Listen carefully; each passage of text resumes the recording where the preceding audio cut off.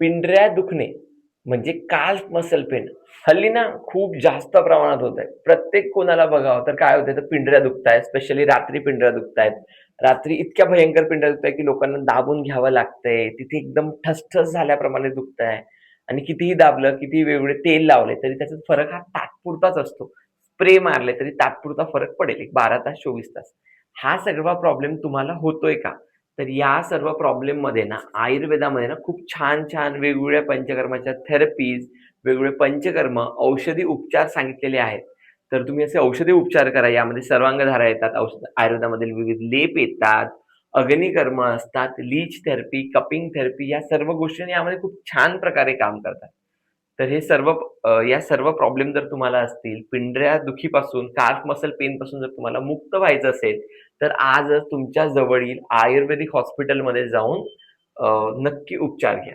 Thank you.